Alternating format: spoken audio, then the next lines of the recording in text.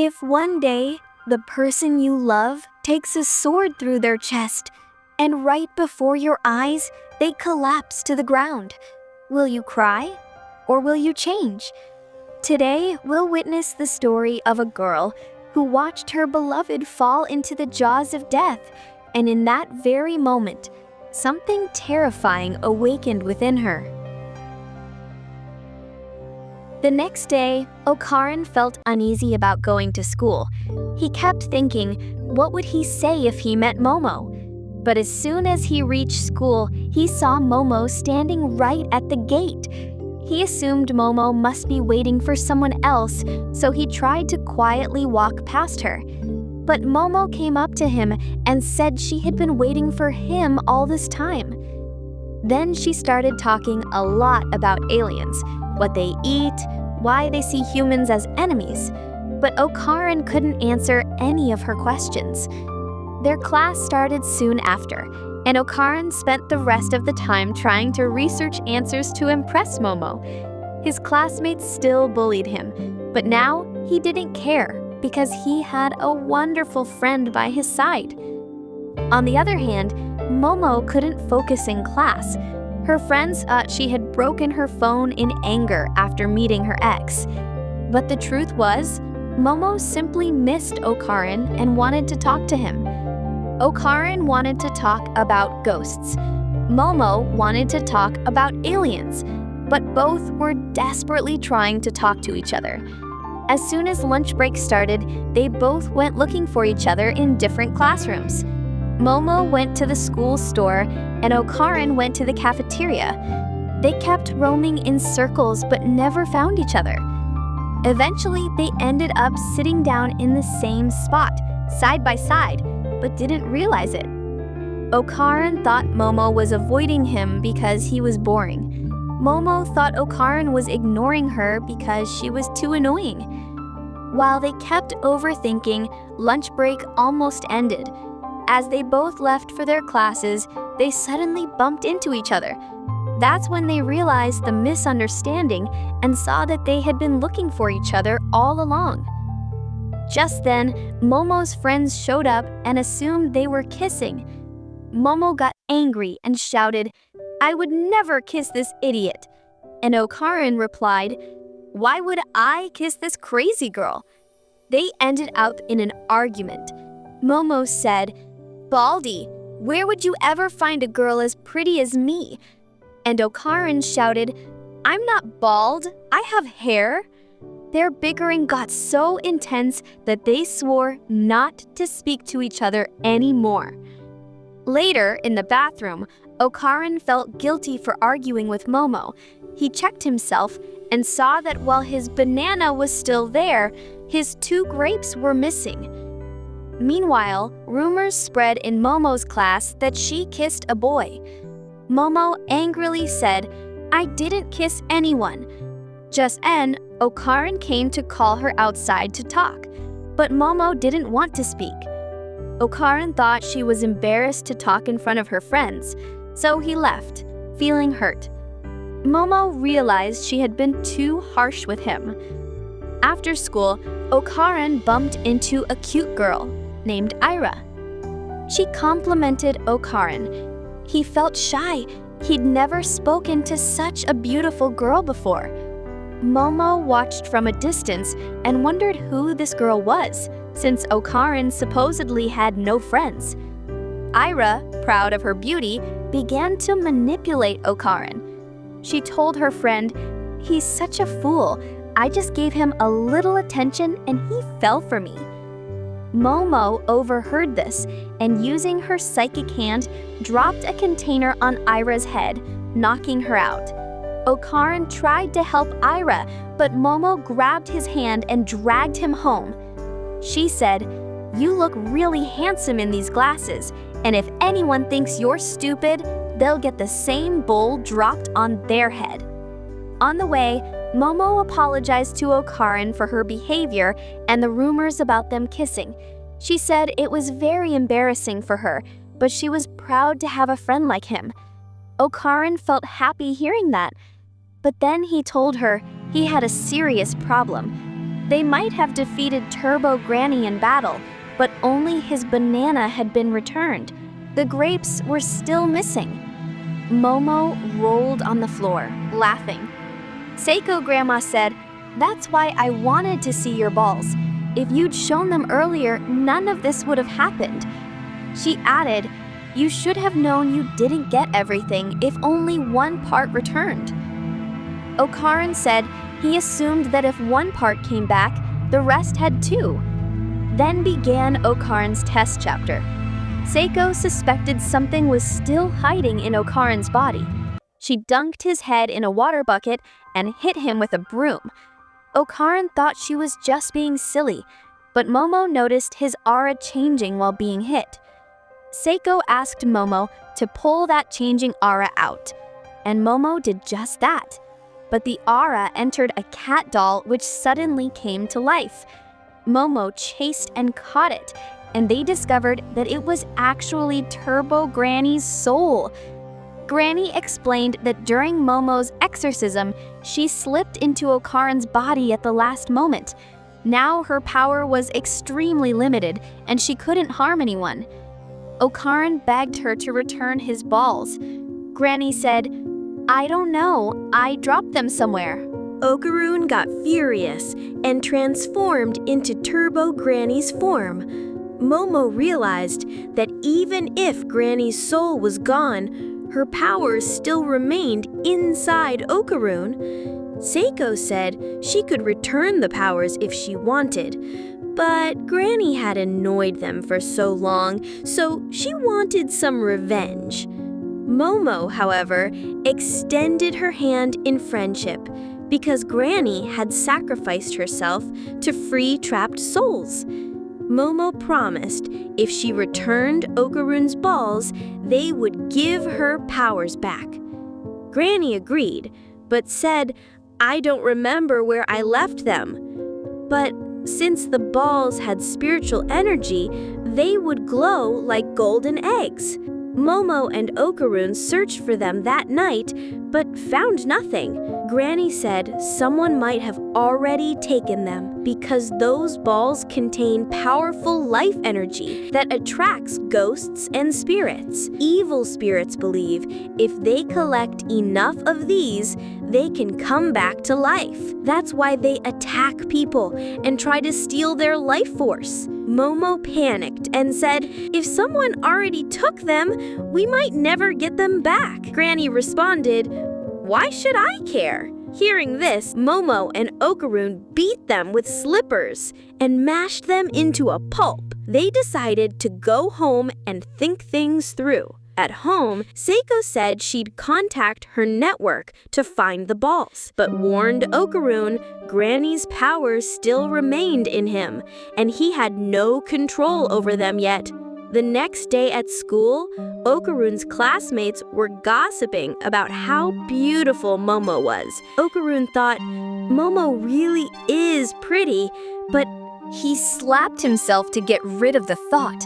Just then, a boy started making disgusting remarks, comparing Momo to a prostitute. Okarun got furious, grabbed the boy's collar and yelled, "Who's spreading these lies?" They were about to fight when Okarun transformed into Turbo Granny's form and shouted, "Momo isn't that kind of girl. Stop spreading nonsense." Everyone got scared and left Okarun alone. He calmed himself down and returned to his seat. Suddenly, Turbo Granny popped out of his bag. Okarun panicked and ran out of class with his bag. He asked her, "What are you doing in my bag?" Granny said Seiko had told her she could go wherever she wanted since she had no powers left. Granny tried to manipulate Okarun again. She said the powers were too dangerous for him to handle and that he should let her enter his body again to take them back. She promised to return his balls, but Okarun didn't fall for her tricks. He said, "Return my balls first." Just then, Momo arrived. As Okarun tried to tell her about Granny, Granny silenced him.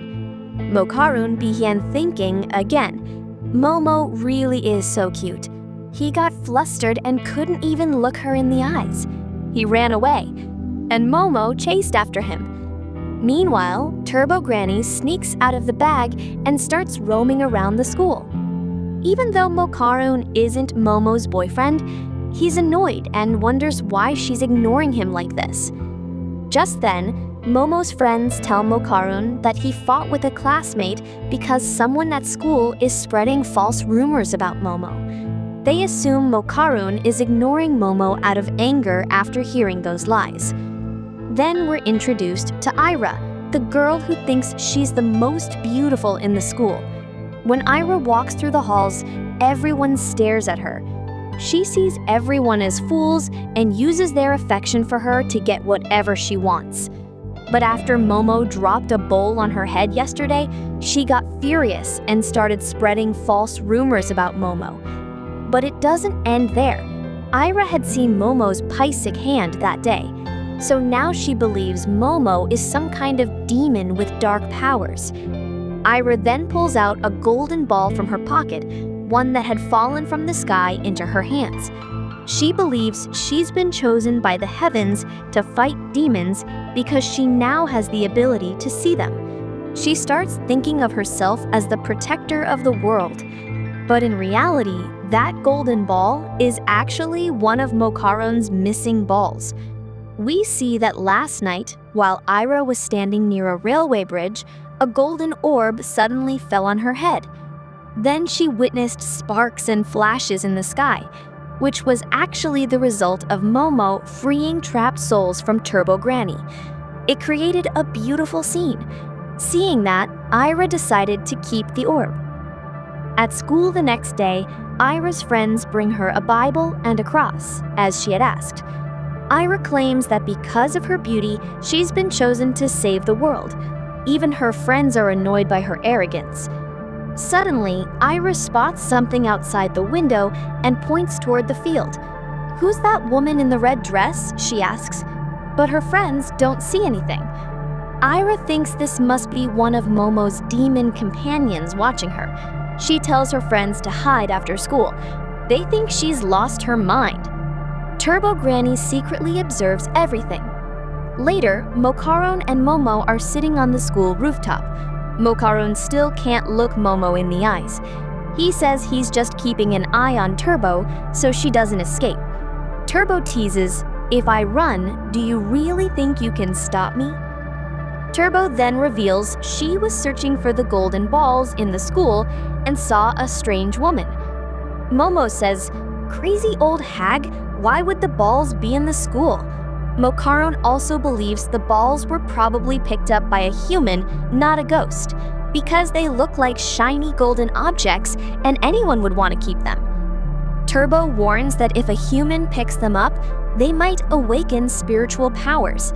They'll be able to see ghosts, and the ghosts will see them back, eventually leading to dangerous ghost encounters. Meanwhile, Aira wonders, can I defeat a demon like Momo using just a Bible and a cross? She looks outside again and sees that same woman in red getting closer. After school, Aira walks up to Momo and asks to speak with her privately. At first, Momo refuses, but eventually agrees and leaves Okarun behind. But Turbo signals Okarun to follow them because the missing ball is with Aira. Aira takes Momo to an abandoned building, where her two friends suddenly tie Momo's hands from behind.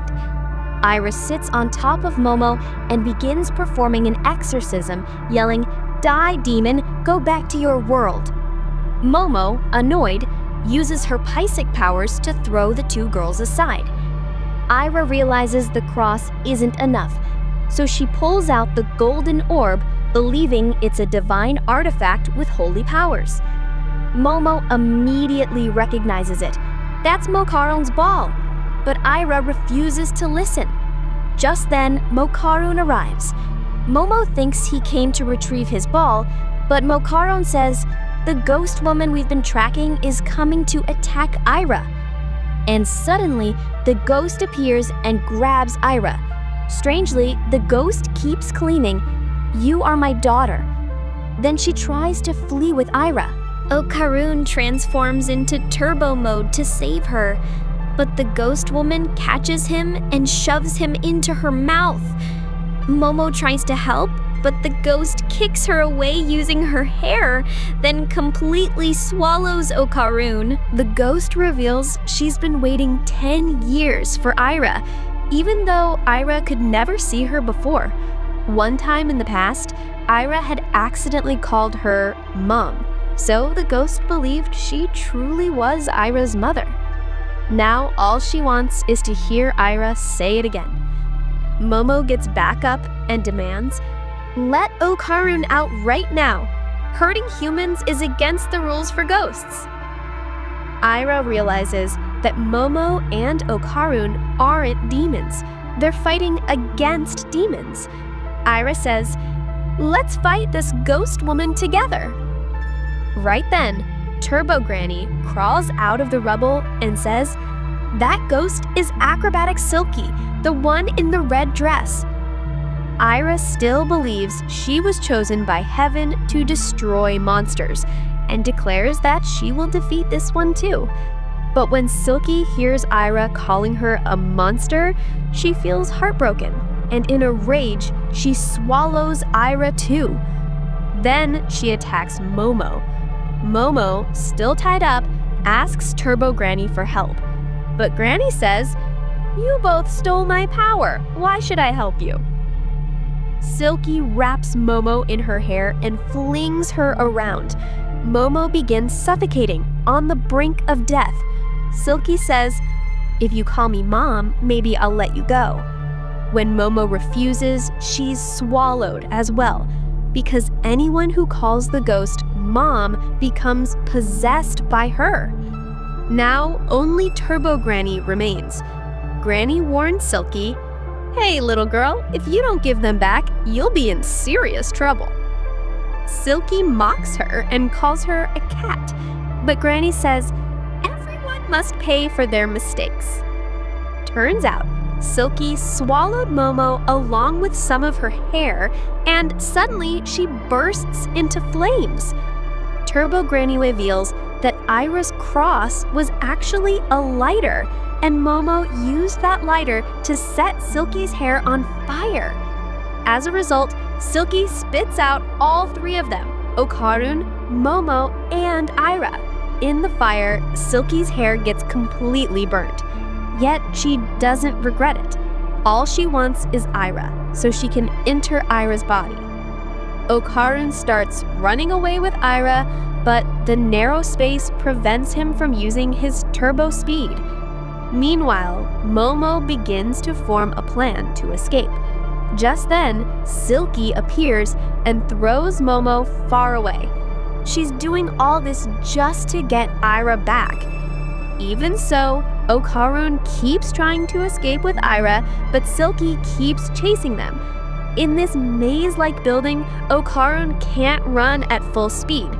Eventually, Silky catches up and kicks Okarun, causing Aira to fall from his hands. Okarun is exhausted. Taking this chance, Silky tries to possess Aira so she can take over her body. But suddenly, she realizes she can't move. Momo arrives. We see that Silky's hair from all the running and chasing has gotten tangled around the entire place. This was part of Momo and Okarun's plan, because all of Silky's power lies in her hair. Silky growls, "You really think you can defeat me with these cheap tricks?" She tries to break free by kicking the structures with her legs, but Momo grabs her leg to stop her. Still, Momo can't hold her down for long, so she tells Okarun to use all his power and attack. Okarun transforms into Turbo Okarun, attacks Silky, and rescues Momo in the process. His attack is so powerful, it destroys the entire building and rips out all of Silky's hair. But using that much power leaves Okarun lying on the ground in pain. Turbo Granny arrives, sits on top of Okarun like a throne, and says, "Even with my powers, how are you still this weak?" Momo asks Granny, What do we do with Silky now? Should we call on Grandma to perform the final exorcism? Granny replies, "She's already weakened by my attack. She won't be able to use her spiritual powers anymore." Granny finds the missing golden orb and returns it to Okarun. Well, at least we recovered a member of Okarun's family. Then Granny drops a bombshell. She says Aira is no longer alive. Momo checks her pulse, but she and Okarun refuse to accept it. Granny explains, any ordinary person who ends up inside a monster's stomach would die. Momo survived because of her psychic powers. Okarun lived because of his spiritual abilities. Momo tells Okarun to perform CPR, but Okarun admits he doesn't know how to do that. So Momo says, use your psychic power to directly massage her heart. As Momo starts doing this, Granny interrupts. If the heart stops beating, it's just a piece of flesh. Momo yells at Granny to shut up. Momo tells Okarun to give Aira mouth to mouth, and he does. She tells Granny to call an ambulance, and surprisingly, she listens. Momo and Okarun give their all to save Aira. But then, Silky rises again. Okarun says he'll hold Silky back and tells Momo to continue CPR. Silky says, "You won't bring Aira back like this. The only way now is to give her my aura." Because an aura acts like a battery, and Aira's aura is nearly depleted. But Momo doesn't trust Silky. She thinks it might be another trap to devour Aira. Silky replies, "Even if I wanted to eat someone, I can't anymore. My mouth is torn apart. If you still don't believe me, you can cut off my head right now." Granny confirms, Silky's telling the truth. This is the only way to save the girl. So they decide to transfer Silky's aura to Aira. But Momo still doesn't trust her. So she tells Okarun to keep watch, and if anything strange happens, cut off Silky's head. Meanwhile, Momo begins connecting the auras with her psychic powers, like joining two wires together. Then we're taken into a memory, a mother's story, filled with love, struggle, sacrifice, and hardship. She was drowning in debt, yet for her daughter, she bought new clothes, brought food, dreamed of a better life. She was willing to sacrifice even her life. She worked all day long, and at one point even resorted to indecent work just to make ends meet. They say no one is stronger than a mother. She believed a mother would break the sky itself to protect her child. But every time she returned home to see her daughter smile, all her pain disappeared. Cooking meals for her child, playing together, buying new clothes. In these simple things, she found peace. Isn't it true? Mothers would gladly shatter themselves into pieces just to see their child smile. But one day, everything was torn apart. Some people came, beat her, and tried to take her daughter away. She chased them, she fought, but in the end, she couldn't save her child. When she regained consciousness, she became obsessed with finding her daughter. Covered in blood, she kept running, but the guilt of not protecting her child became unbearable. Eventually, she took her own life. But her soul, it never moved on, trapped in a town of incomplete love. Even after death, she wandered in search of her daughter. She forgot her own identity. Her soul couldn't rest. Only one feeling pulled her, a little girl. One day, that little girl called out, "Mom!" That girl was Aira. Aira had seen her. From Aira's father, we learned that her real mother had passed away some time ago. But since Aira called the spirit Mom, the spirit believed Aira was her real daughter. That spirit was Silky. She promised herself to protect Aira from all dangers. Even as a ghost, she stayed beside her like a shadow. This is a mother's nature.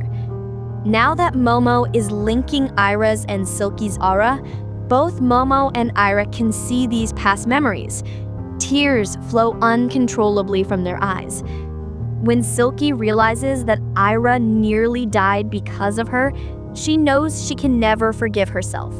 So she chooses to repent by giving up her aura. But without aura, a soul cannot exist, so Silky's body begins to melt. Momo wants to save her, but Granny says it's impossible.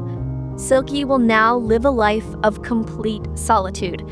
Her soul will never find peace, because the peace of a soul depends on the soul itself. Silky recalls the moments she shared with her daughter. She blames herself for the life her daughter had. She had only wanted to give her happiness. She thinks, if only I could have spent just a little bit more time with her, seen her joyful face one last time, maybe then I could rest.